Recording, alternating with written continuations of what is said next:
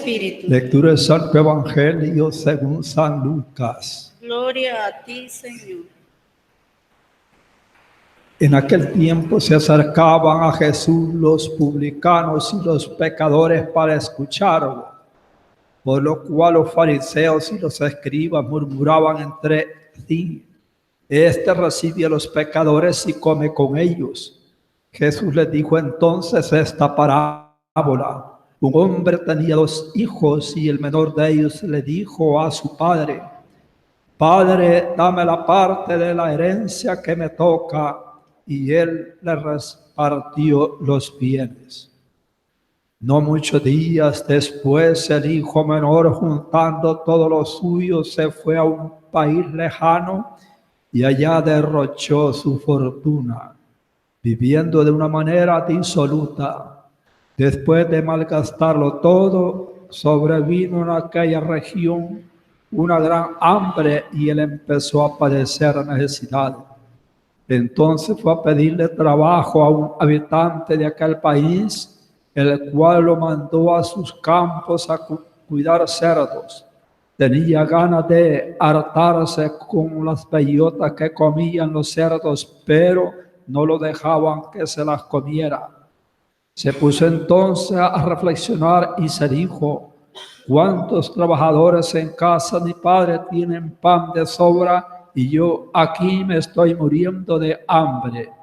Me levantaré, volveré a mi padre y le diré: Padre, he pecado contra el cielo y contra ti, ya no merezco llamarme hijo tuyo. Recíbeme como a uno de tus jornaleros. Enseguida se puso en camino hacia la casa de su padre. Estaba todavía lejos cuando su padre lo vio y se enterneció profundamente. Corrió hacia él y echándole los brazos al cuello, lo cubrió de besos. El muchacho le dijo: Padre, he pecado contra el cielo y contra ti, ya no merezco llamarme hijo tuyo. Pero el padre les dijo a sus criados: pronto, traigan la túnica más rica y vístansela. Pónganle un anillo en el dedo y sandalias en los pies. Traigan el becerro gordo y mátenlo. Comamos y hagamos una fiesta, porque este hijo mío estaba muerto y ha vuelto a la vida. Estaba perdido, lo hemos encontrado. Y empezó el banquete. El hijo mayor estaba en el campo y al volver, cuando se acercó a la casa, oyó la música y los cantos.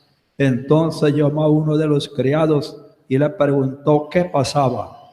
Este le contestó: tu hermano ha regresado y tu padre mandó matar el becerro gordo por haberlo recobrado sano y salvo. El hermano mayor se enojó y no quería entrar. Salió entonces el padre y le rogó que entrara, pero él replicó: hace tanto tiempo que te sirvo sin desobedecer jamás una orden tuya. Y tú no me has dado nunca ni un cabrito para comérmelo con mis amigos. Pero eso sí, viene ese hijo tuyo que despilfarró sus bienes con malas mujeres, y tú mandas matar el becerro gordo. El padre repuso: hijo, tú siempre estás conmigo y todo lo mío es tuyo. Pero era necesario hacer fiesta y regocijarnos, porque este hermano tuyo estaba muerto y ha vuelto a la vida. Estaba perdido y lo hemos encontrado. Palabra del Señor. Gloria y honor a ti, Señor Jesús.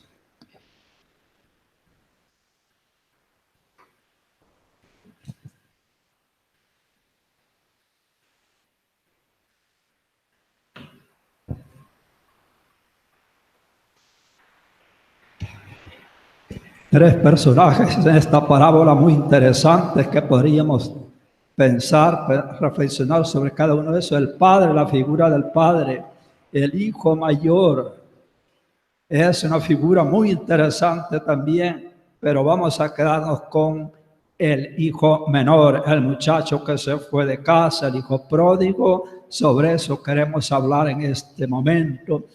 Y vamos a hablar de como ciertos pasos que va dando este joven en su proceso de conversión.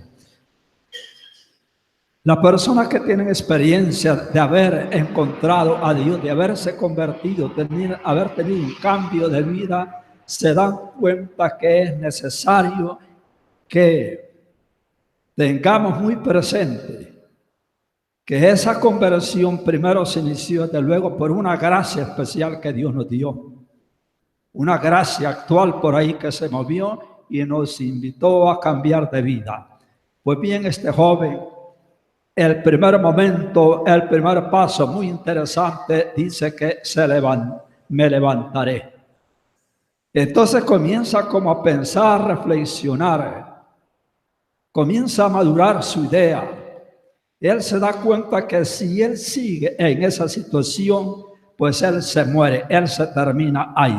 Por lo tanto, él va a pensar, es mejor que me levante, es mejor que reaccione y es mejor que tome un camino diferente al que yo he tenido. Yo solo aquí, de haber dicho el joven, me muero. Ya no tengo dinero, toda la gente se me fue, se me corrieron. Estoy solo, abandonado, triste, angustiado, desesperado. Entonces, lo mejor es que me levante. Y esa es la palabra clave que él va a tener, que le va a funcionar en ese momento. Es que hay personas que en un momento de su vida tomaron esta decisión de levantarse de su pecado, de dejar las obras muertas y comenzar el seguimiento de Jesús. Dios le dice a algunas personas, levántate. Pues también a nosotros el Señor muchas veces quizás nos ha dicho, levántate de esa postración, de esa ruina en que has caído, levántate de esa vida sin sentido que llevas. Esa palabra es clave y que el Señor muchas veces la pronuncia, pero cuando yo la pronuncie y digo, me levantaré, quiere decir que esa palabra tiene poder, tiene fuerza. Otra palabra, otro momento importante en este camino, en este proceso de conversión es reconoce su error. Sabemos cómo nos cuesta muchas veces reconocer nuestros errores y cuando otras personas nos llaman la atención o nos quieren corregir, rápido salta en nosotros, quizá la soberbia no nos gusta. Y aunque sabemos que hemos cometido ese error, no nos llega que nos estén molestando. ¿Por qué? Porque nos falta la humildad. Un joven fue a solicitar trabajo a una empresa y el gerente pues lo recibió y le va a hacer unas preguntitas a ver si el joven está preparado para poder trabajar. Y la pregunta que le va a hacer es, ¿has cometido errores? ¿Has cometido errores en tu vida? El hombre respondió que no.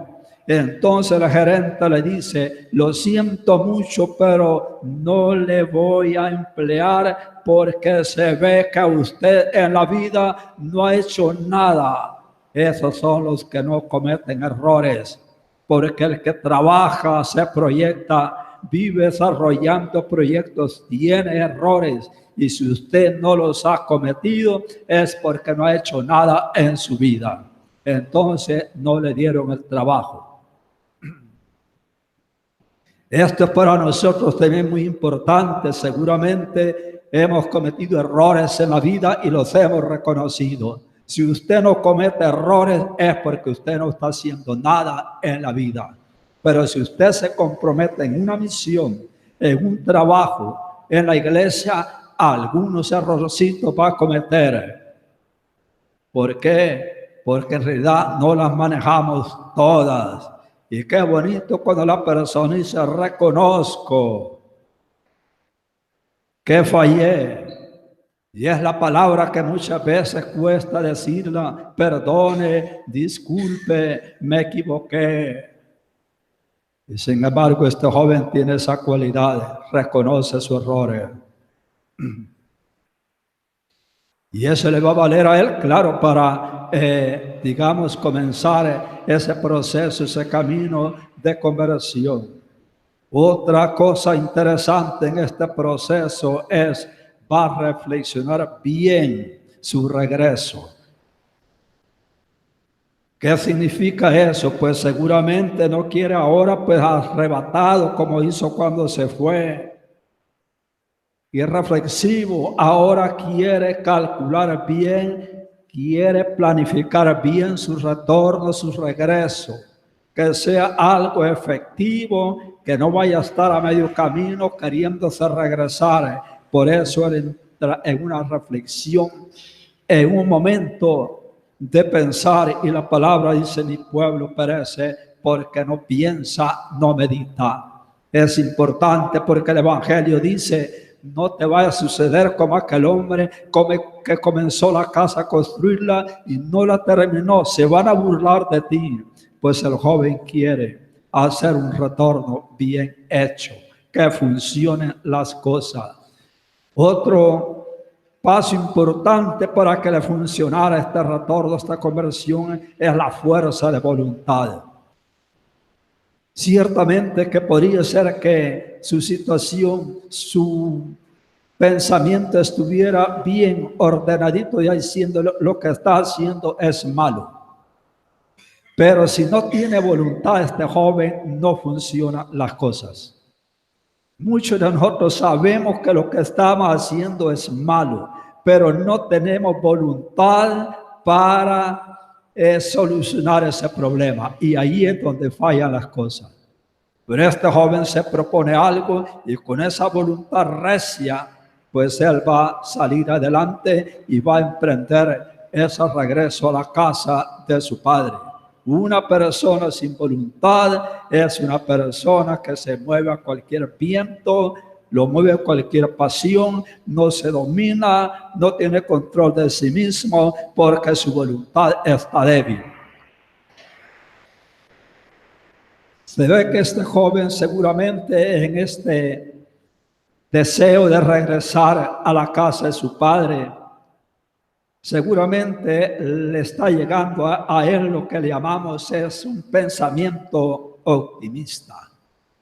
Sabemos que la persona pesimista, aquellos que todo lo ven negativo, aquellos que todo creen que es un fracaso, y ya están pensando en han hecho las cosas y ya están pensando en el fracaso, en lugar de llenarse de pensamientos optimistas como lo hizo este joven, y por eso le valió pues su regreso, porque él sabía que era posible, sabía que él podía hacerlo, que en ese momento, así como está tan deseoso de salir de su situación, seguramente él lo va a lograr y seguramente así va a ser.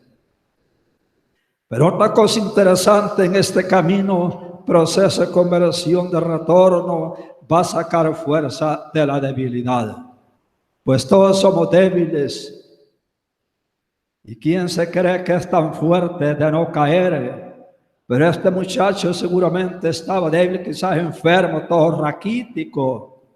Y sin embargo, tiene algo de fuerza todavía y va a aprovechar quizás de esa pequeña fuerza que tiene para emprender el camino. Es importante también que en ciertos momentos de nuestra vida, quizás cuando nos vemos quizás acosados por situaciones duras, difíciles, pues entonces es importante que sepamos que de esa debilidad Dios nos puede sacar. Antiguamente se creía que el ser humano, los atletas especialmente, solo podían correr tantos kilómetros. Y si querían correr más, ya no le daban sus pulmones y que se podía morir. Pero una vez un atleta corrió más de ese número de kilómetros que le habían dado y él superó, él venció. Y después de él, muchos lograron correr mucho más. Quiere decir que después que este joven se levantó, seguramente hay muchos se van a levantar y diciendo, si este lo logró, entonces yo puedo también lograrlo. Así es la vida cuando una persona se propone algo, quizás va a batir récord a aquello que muchos creían que era difícil, que no se podía, que era complicado. Este muchacho se llena de confianza. Los que esperan en el Señor renovarán su fuerza, echarán sus alas como las de águila, correrán sin fatigarse, lo dice Isaías 40. Qué importante es cuando David va a pelear con el gigante Goliat. Le han puesto un armazón, pero no se siente bien David con ese armazón. Entonces él va a poner su confianza en Dios y así es como va a vencer al gigante. ¿Cuál es tu gigante en la vida que te está demoliendo, te está arruinando tu vida? Quizás te falta confianza en Dios para vencerlo. ¿Cuál es el problema principal que tienes en tu vida y que te está aplastando? Es importante que pongas la confianza en Dios. Acudas al Señor para que te ayude. Quizás esas grandes batallas que hemos perdido, las hemos perdido porque nos faltó más confianza en Dios. Quizás pusimos demasiada confianza en nosotros mismos y nos dimos cuenta que nos faltó fortaleza, porque nos falta la fortaleza de Dios. Otro momento interesante fue cuando este joven da el primer paso. Un paso decisivo en su vida. Un paso que si no lo da en ese momento, quizás ya nunca lo va a dar. Hay momentitos como que la gracia, algo nos favorece. Nos sentimos deseo de avanzar, sentimos deseo de ser buenas personas. Y en ese momento hay que aprovecharlo, porque quizás después ese momentito pase y quizás ya no lleguen esas gracias que en ese momento Dios me está dando. Por eso cuando este joven se pone en camino y da ese primer paso adelante, él va a confiar en Dios y de esa manera pues va a vencer. Y este joven ya no mira tanto su pasado, sino ve su futuro. Él no se queda simplemente lamentándose por lo que ha hecho, por su falla, su desobediencia, su error, sino que ahora él ve al frente, ve adelante y cree que es posible salir adelante. Cuando nos quedamos solamente viendo el pasado, que ya no existe, el presente es nuestro, el futuro indeciso, no sabemos qué puede pasar en el futuro, indefinido, saber, pero el presente. Y por eso este joven comienza a ver hacia el futuro, pensando que es posible que en lugar de quedarse viendo un pasado ruin, es mejor que comience a ver el futuro. Y por eso, con poco, quizás con un pequeño esfuerzo, logró salir. Los cazadores de monos nos dicen que una manera de cazar monos, la trampa que le pone es abriendo un agujero en un coco. Y ahí le ponen unas semillas de maní muy agradable a los monos. El mono mete la mano y aprieta las semillas y cuando quiere sacar la mano ya no puede, solo le tocaría soltar las semillas y sacaría la mano, pero no la suelta y por eso ahí llegan los cazadores de monos y ahí lo atrapan. Muchas veces nosotros, como le pasó a este joven, tuvo que hacer un duelo, soltar algunas cosas que no nos sirven para nada. Nos están arruinando el presente porque no las hemos soltado todavía. Y este joven tuvo que hacer ese duelo. Soltar muchas cosas de su pasado para comenzar a ver el futuro. Seguramente este joven comenzó a valorar lo que había perdido. Un padre, una familia, un lugar, unas raíces que tenía en su familia. Seguramente él valoró lo que había perdido y por eso ahora está reaccionando maravillosamente. La gente que tiene raíces familiares Podemos pensar que es más fácil que tenga una familia estable, bonita, pero la gente que no tiene raíces familiares muchas veces se va de la casa y como nada ha pasado, y muchos jóvenes se van de la casa a andar en las calles porque no tienen raíces familiares. Se ve que este joven tenía una buena base familiar que le ayudó. Entonces, qué interesante. Este joven regresa seguramente, como dice esa oración, Padre, he pecado contra el cielo y contra ti, ya no merezco llamarme hijo tuyo. Llega arrepentido, llega dolido. Y qué importante es cuando encontramos corazones arrepentidos, nos duele de haber ofendido a Dios, como David después de su pecado. Como Pedro después de su negación está arrepentido y vuelve. Y Dios ve con agrado porque un corazón arrepentido y humillado, tú no lo desprecias. Y regresa a su casa este joven. Qué interesante la figura del padre. Por eso dice, volveré a mi padre. Un muchacho se peleó una vez con su papá y se fue de casa.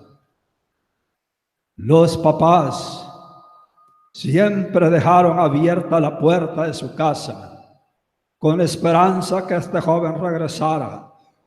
Y un día en la noche regresa el joven, entra a su casa y la pregunta que le hacen sus padres es ¿por qué han dejado la puerta abierta? Y los papás le contestan, desde que tú te fuiste de esa casa, esa puerta quedó siempre abierta porque sabíamos que cualquier momento tú regresarías y nosotros siempre te estamos esperando.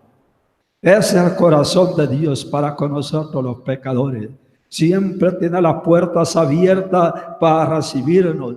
Y aquel que no aproveche esta oportunidad se encontrará en el más allá con la justicia divina a aprovechar ahora la puerta de la misericordia de Dios que se abre para todos los pecadores. Y bueno, ¿en qué concluye todo este proceso, este camino, este retorno?